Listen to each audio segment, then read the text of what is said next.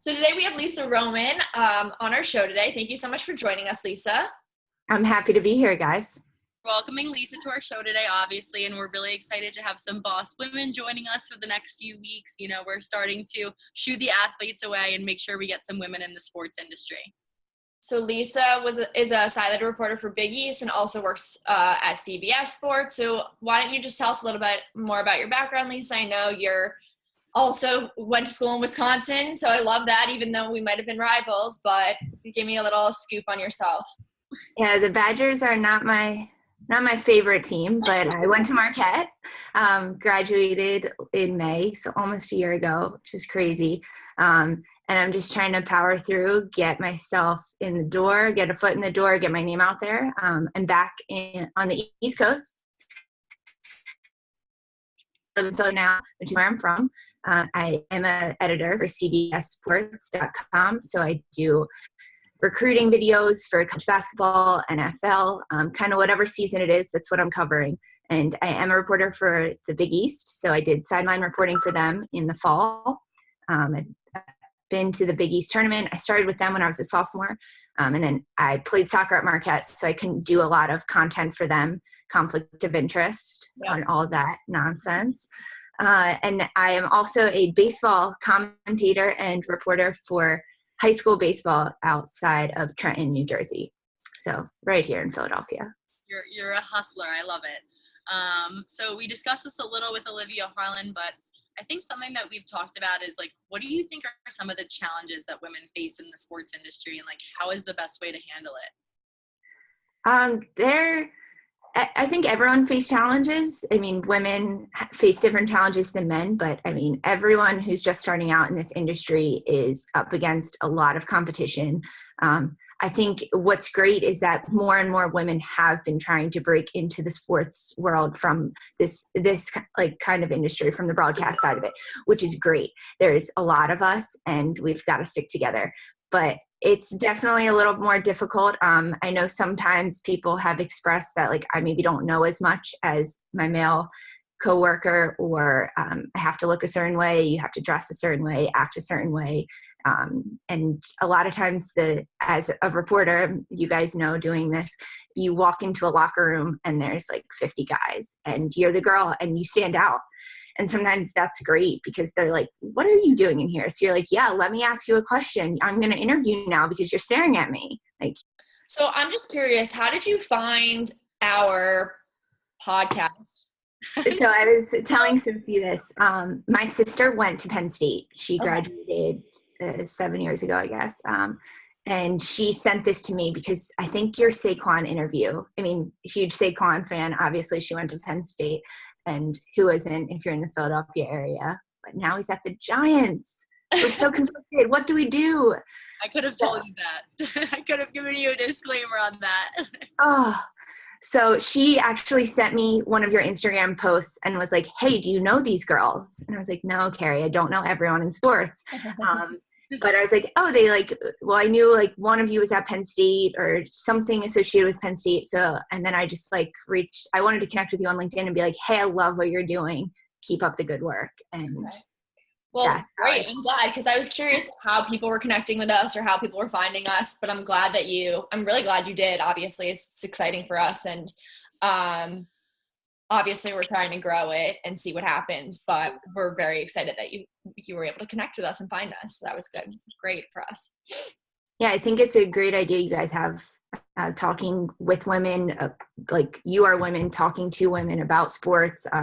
It's a cool concept, and I'm happy to help you guys out in whatever way I can. Sure. I actually have a question, and I can't even consider myself a collegiate athlete because I definitely wasn't, but Sasha was a college water skier, shout out. And I played 3 sports in high school. I should have probably played a collegiate sport, but I decided not to. But do you think that plays like a factor into your ability to be a broadcaster and work in sports? Like just with time management and just constantly running around and going from weekend to weekend from place to place. Like, do you think that prepared you well for this career? Yeah, for sure. I think anyone who's played sports kind of understands that it's a different mindset. It's a different person really that you become when you start playing sports, especially at such a high level. And it, like time management, it teaches you, like I graduated in 4 years, which is an accomplishment among itself, if you're not an athlete. And I took 15 credits to 18 credits every semester. I got a 4.0 my last semester in college. It just like shows you, I think being an athlete teaches you time management, hard work, teamwork, holding yourself accountable. That's a huge thing that being an athlete definitely taught me, that translates into every single day of my life. But same as anyone who played any sport growing up, you understand that you go right from school to practice, and then you got to get your homework done, even if you're home not until 10 o'clock and you have a huge paper to write for your history class, like you got to get it done. So there's no exceptions, and it definitely translates in life. So what's the most exciting game that you've ever covered?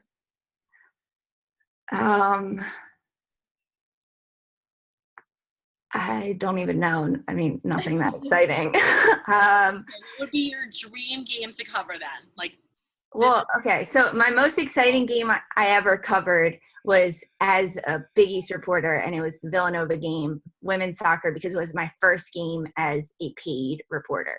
Okay. Which was really exciting for me, because as a student athlete, I wasn't allowed to do a lot of paid. And then what would be my most exciting game to cover? I would love to cover, I love women's soccer, and that's probably the sport I know the most just because I've played it for 20 years of my life. And I would love to cover like a World Cup final with the USA in it. That's a good answer, because for me, I think mine would be Final Four, college basketball. With Villanova. Gosh. I know. But I was down at the Final Four for work, and even that was like a dream. So I totally understand. It's cool to be at big games and see kind of how they're run and all the work that goes into them. There's so many moving pieces. It's unbelievable. And the people sitting at home. Yeah, no, exactly. No one understands from home. I followed the Wisconsin basketball team when I was at school, and the ability to Wisconsin didn't make the tournament this year, but even to watch it from, and honestly, it was probably better Wisconsin didn't make the tournament, because then I had a completely unbiased perspective when I was down there. As much as I would have loved Wisconsin to make the tournament. But no, I completely agree. It's there's so much that goes into the whole experience for everybody.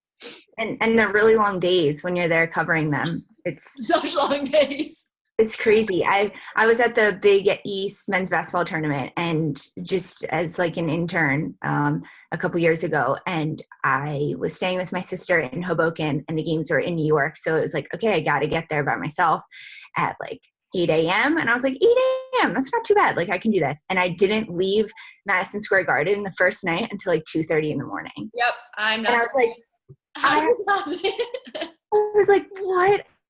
I don't know how I live here. Got it home and sleep on the couch and be back here again at 8 a.m. I'm ready. Here we go. Have some coffee, eat a cookie, and get back out there. Oh, definitely not a job for the faint-hearted. My dad prefaced this entire industry by telling me, he was this is not for the weak. You will never be home for dinner. You will never be home at normal hours. No vacations guaranteed. So I think the fact that we were able to sit down and do this was impressive. I'm the only one that is a NARP right now and have somewhat of free time. So I'm glad about that. But let's talk a little NFL draft. Lisa, what were your takeaways from it? Were you surprised by anything? How do you feel as an Eagles fan coming out of it? So I was a little surprised that the Browns took Mayfield. Yep, same. So I'm also kind of a Browns fan. My dad's from Cleveland, so ideally Saquon was going to go there, and then it would be great, and we could cheer for them. They weren't in the Eagles conference. It was my world was just going to be perfectly placed with the ribbon on top, but that did not happen. So that was kind of an upset. I was surprised Sam Darnold didn't go. Yeah. I was more pumped because then the Jets got Sam Darnold. So I was oh, great. This is perfect for me. But kind of crazy. And then the Eagles, they just picked up a rugby player who doesn't even play football, which I'm really excited about. And they also got Dallas, the South Dakota person who knows Carson Wentz, which is nice. But it's been the joke here that we've got to change his name. He can't be called Dallas. Come on, not in Philadelphia. What was it like when you were in Philly for the Super Bowl? It was incredible. My boy Corey from Wisconsin is on the Eagles, so you got to have a little. Yes, it was. It's okay, but the Super Bowl was incredible. I've never felt a city have so much energy and like community. The fact that a city with such strong feelings towards sports could come together and just be happy. Yeah. People are just happy still, and it's almost May. It's May tomorrow, and people are just happy. Like the Flyers didn't make they lost in the playoffs, and it was like, wow, this stinks. They should have done better. But like, hey, we won the Super Bowl. Yeah. Like, if something goes wrong in your life, and you're like, oh, but we won the Super Bowl. Like, that's it. Exactly. That's something that I've never experienced being a Jets fan, and I don't know if I will in my lifetime. So you should just jump over to the Giants bandwagon at this point. Never. Come on, let's go. I can't disappoint my family. I would be disowned. I know, but honestly, I was kind of surprised that they took Baker as well. The only reason why I wasn't is because I feel like they wanted a culture change. And I think that they didn't think that they were going to get that with the other top 3 quarterbacks. And I think Baker will be definitely a culture change, if anything, to kind of wash up this 19 terrible, streak of quarterbacks that they've had. And so I kind of was listening to a lot of things today about how he had a lot of free reign at Oklahoma over the offense, and that if the Browns, since their offense wasn't very good to begin with, and they wiped that out, he could kind of take control of it and they could potentially be better, is kind of what I heard today. And then just, craziness with the next few picks. But I'm very happy that Saquon's going to the Giants because I'll be there to root for him. So now that the 76ers are doing really well, how is that? You had your Super Bowl win. I don't think you need an NBA championship, because that's just too much hype for your city. But no, I'm just messing with you. I think that we'll give it to him this year. I think that it would be so cool if the 76ers are a young team. You have like Ben Simmons who's killing it, and it would be really impressive if, gosh, any team to take down the Cavs and the Warriors, I'd be happy about. But again, like the 76ers were not a great team over the past couple of years, and now here they are, proving themselves again. Philly is proving themselves. What are your thoughts on, are they going to win the NBA championship? Well, before we take down the Cavs, we got to beat the Celtics. Yes, you do. Tonight and next night. But this is really exciting. It's been a long time coming for the Sixers. Trust the process, and we're trusting it, and they're succeeding. And Joel got hurt, and he's back with his mask. Who knows if he'll still be wearing it tonight? Rumor was he was not, which is really exciting. But exactly, like you said, Ben Simmons, he's incredible. He is going places, that kid. He's so athletically talented. It's crazy to watch him and be like, how can one human being do this? Mm-hmm. But I think that the Sixers have a chance, and I think that Philadelphia will be very grateful for another win. I think that the city might actually burn down if you guys won, because that would just be insane. There's literally, if I showed you outside the window right now, there's literally signs like TTP on the windows here at school. They'll have to start greasing more like poles, because isn't that what they were doing after the Super Bowl? They had to grease all the lamp posts so no one would climb them. Yeah. I think they'll get past the Celtics, but I'd be a little worried about the Cavs. The Cavs would not be a good basketball team if LeBron wasn't on it. Somehow he had 45 points last night, and it went just so under the radar. I just don't know how it happens. He's unstoppable. He's unstoppable. Because I'm serious. The Cavs would be the worst team in the NBA if LeBron James wasn't on the Cavs. Yeah. And they've also just had, like, the worst story this year, I feel like, as well. Like, how could you not root against someone who's literally playing chess within a league? literally just take whatever player he wants and just dragging it over, firing David Blatt, and now he has his boy Tyronn Lue. Like, it's just crazy to me. And now if they don't win, I'll be kind of happy because it's like, it just goes to show you can't build these super teams. I can't even get started on this conversation. An hour-long podcast if we go into this. But yeah, no, I am hoping, like I said, kind of rooting for the 76ers. I do think that it would just add some excitement to the NBA if a team that no one necessarily would have expected, especially with over the years how it has been almost very political. And now that it's more exciting for fans and for the experience seeing teams like the Rockets and the 76ers potentially make moves. And even if the Celtics were to beat the 76ers, I would be happy and like have them beat the Cavs. Like any team to beat the Cavs or the Warriors right now would be really great just for fans as a whole. And I think this year in the NBA that could happen. Like a powerhouse team is not like going to bulldoze over these other teams in the playoffs and just take the win again. It's possible. I mean, I think it's going to happen. Game we'll give you tonight credit first if they win. The first to give you credit.